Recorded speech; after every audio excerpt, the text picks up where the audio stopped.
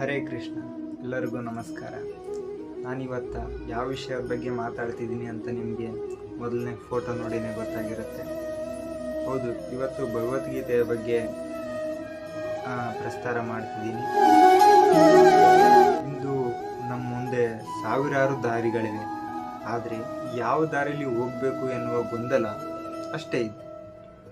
ಈ ಗೊಂದಲಕ್ಕೇನೆ 5,000 ವರ್ಷಗಳ ಹಿಂದೆಯೇ ಸಿಕ್ಕಂತಹ ಅದ್ಭುತ ಪರಿಹಾರವೇ ಈ ಭಗವದ್ಗೀತೆ. ಇದು ಕೇವಲ ಧರ್ಮಗ್ರಂಥ ಅಲ್ಲ. ಗೀತೆ ಕೇವಲ ಒಂದು ಧರ್ಮಕ್ಕೆ ಸೀಮಿತವಾದದ್ದಲ್ಲ. ಇದು ನಮ್ಮ ಜೀವನದ ಕೈಪಿಡಿದ್ದಾಗಿದೆ. ಅರ್ಜುನನಿಗೆ ಬಂದ ವಿಷಾದ, ಗೊಂದಲ, ಭಯ ಇದು ಪ್ರತಿಯೊಬ್ಬ ಮನುಷ್ಯನಿಗೂ ಕೂಡ ಇದೆ. ಆ ಗೊಂದಲ ಸರಿಪಡಿಸ್ಕೊಳ್ಬೇಕು ಅಂತಲೇ ಶ್ರೀಕೃಷ್ಣ ಪರಮಾತ್ಮ ಮನೋವೈಜ್ಞಾನಿಕ ಚಿಕಿತ್ಸೆಯ ರೂಪ ಈ ರೀತಿಯನ್ನು ಪ್ರಸ್ತಾಪಪಡಿಸುತ್ತಾರೆ.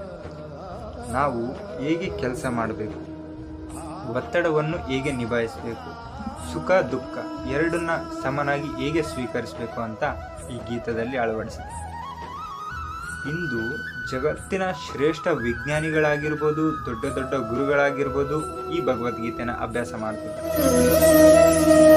ಇದು ಯಾಕೆ ಅಭ್ಯಾಸ ಮಾಡ್ತಿದ್ದಾರೆ ಅಂದರೆ, ಇಲ್ಲಿ ಏನು ಮಾಡಬೇಕು ಅನ್ನೋದಕ್ಕಿಂತ ಹೇಗಿರಬೇಕು ಅನ್ನೋದನ್ನ ಈ ಭಗವದ್ಗೀತೆ ಸ್ಪಷ್ಟವಾಗಿ, ಹೇಗೆಂದರೆ ಸ್ಪಷ್ಟವಾಗಿ ಕಲಿಸ್ಕೊಡುತ್ತೆ.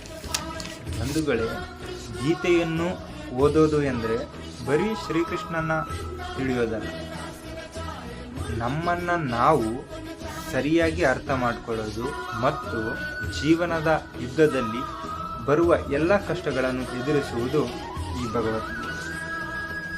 ಸೊ ಈ ಭಗವದ್ಗೀತೆ ಬಗ್ಗೆ ಹೇಳಬೇಕು ಅಂದರೆ ಇನ್ನೂ ತುಂಬಾ ಇದೆ. ಸೊ ನಾಳೆಯಿಂದ ನಿಮಗೆ ಭಗವದ್ಗೀತೆಯ ಪ್ರತಿಯೊಂದು ಶ್ಲೋಕ, ಅರ್ಥ ಹಾಗೂ ಭಾವಾರ್ಥ ಎಲ್ಲವನ್ನು ವಿವರವಾಗಿ ಹೇಳ್ಕೊಡ್ತೇನೆ. ಸೊ ನಿಮಗೇನಾದರೂ ಆಧ್ಯಾತ್ಮದ ಬಗ್ಗೆ, ಭಗವದ್ಗೀತೆ ಬಗ್ಗೆ ಸ್ಪಷ್ಟವಾಗಿ ತಿಳಿಬೇಕು ಅಂತಂದರೆ ಈ ಪೇಜನ್ನು ಫಾಲೋ ಮಾಡ್ಕೊಳ್ಳಿ. ಎಲ್ಲರಿಗೂ ಒಳ್ಳೆಯದಾಗಲಿ. ಹರೇ ಕೃಷ್ಣ.